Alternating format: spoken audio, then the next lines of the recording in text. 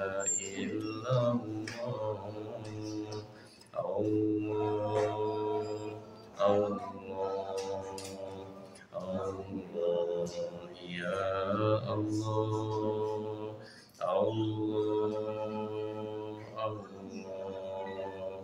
Allah ya Allah. Bapak Ibu sekalian, alhamdulillah kita dikumpulkan oleh Allah Subhanahu wa taala. Saya ulang salam saya. Assalamualaikum warahmatullahi wabarakatuh. Nahmaduhu wa nasta'inuhu wa nastaghfiruhu wa na'udzu billahi min shururi anfusina wa min sayyiati a'malina.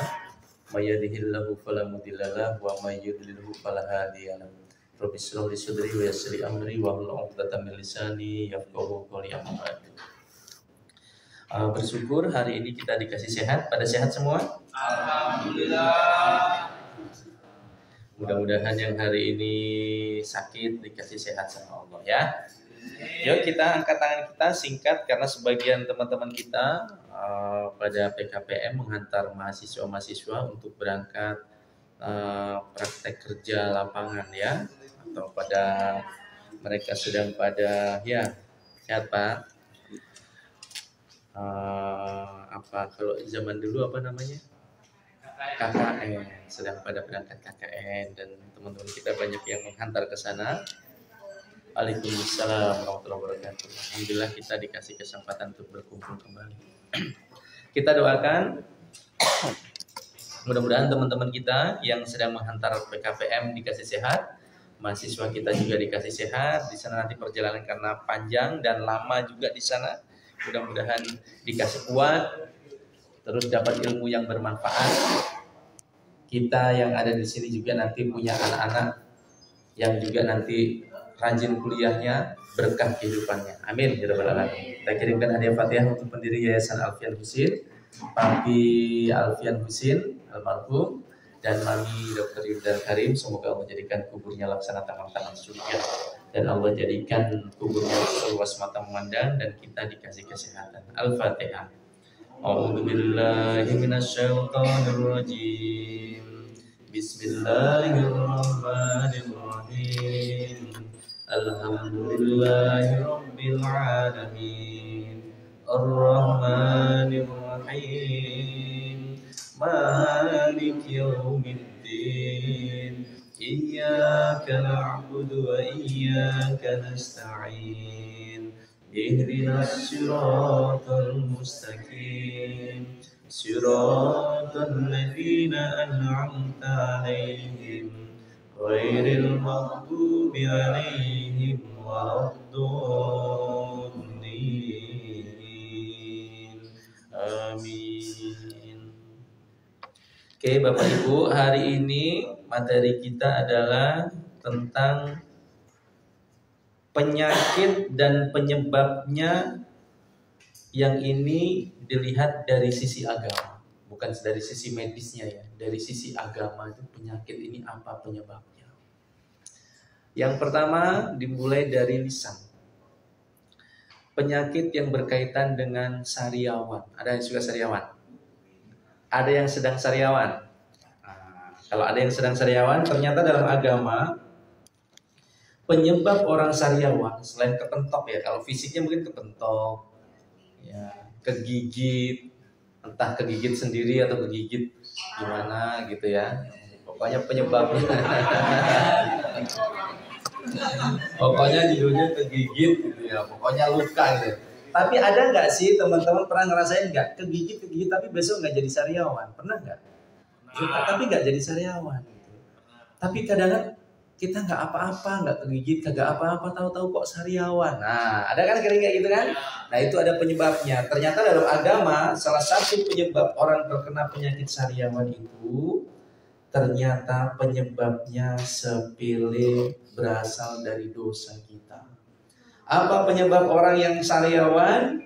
Dikatakan dalam kitab, orang yang terbiasa kena penyakit sariawan dan kadang-kadang mendadak sariawan biasanya dikarenakan suka julid sama sesama. Julid apa julid? Ini saya dapatkan topiknya di situ. Julid apa julid? Hah? Nyenyes. Apa? Julid tuh kayak gini loh teman-teman. Suka sok kepingin tahu apa tentang orang. Nah, kepo ya. Nah, tuh. Julid itu juga sirik sama orang lain. Apa yang dia sukai dia nggak, yang orang punya dia nggak suka. Apa yang orang dapat dia nggak lega.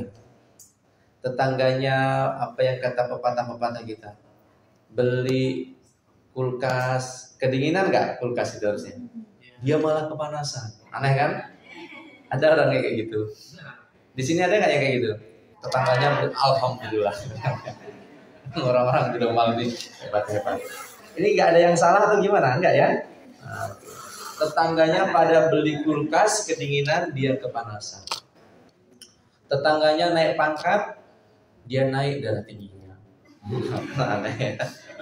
Tetangganya bikin rumah, dia bikin alam kubur, masuk rumah sakit, makhluk. Nah, ini namanya orang yang julid. Model kayak gini kalau diterus-terusin, ya ini bisa menyebabkan sariawan. Solusinya bagaimana? Ya taubat, banyakin istighfar. Ya. Yang kedua, ini mungkin kalau emang ada yang berkaitan dengan berikutnya, ada yang sering batuk berdahak. Ya pernah lah, kita semua ini pasti nih. Ini kita sangkutkannya dengan perkara agama ya teman-teman. Bukan batuk berdahak kenapa banyakin makan gorengan. Mungkin bisa jadi itu permasalahan. Tapi banyak nggak orang yang makan gorengan banyak tapi nggak batu-batu gitu? Ada kan? Nah, ini kalau secara agama untuk kita mengintrospeksi diri. Batuk berdahak itu disampaikan dalam kitab. Orang yang suka batuk berdahak nggak sering, tapi sekali-kalinya batuk bikin kepala sampai sakit itu. Ya. Biasanya ini disebabkan karena sering jengkel ke anak atau suami atau istri. Jengkel, bawaannya jengkel, gondok, gendek. Jengkel kan beda dengan marah ya. Kalau marah disampaikan, tapi kalau jengkel itu enggak, gimana sih, dipendem gitu mungkin ya. Nah, jadilah itu ngendep. Jadinya apa? Batuk berdahak. Tuh. Jadi bagaimana caranya, solusinya? Ya ojo jengkel. Ojo dipendem-pendem, sampaikan tapi dengan cara yang lembut, yang baik. Seperti itu nasihat juga untuk saya ya, supaya kita juga nggak jengkel-jengkel. Ada yang darahnya rendah. Darah rendah tuh, dia nggak doyan daging kambing, nggak makan telur, nggak ini gitu. Ada juga yang ngomong seperti itu. Tapi hakikatnya secara agama, orang yang suka darah rendah, suka khawatir, ini penyebabnya karena dia suka khawatir, terlalu banyak pertimbangan dan suka ragu-ragu. Itu kalau orang suka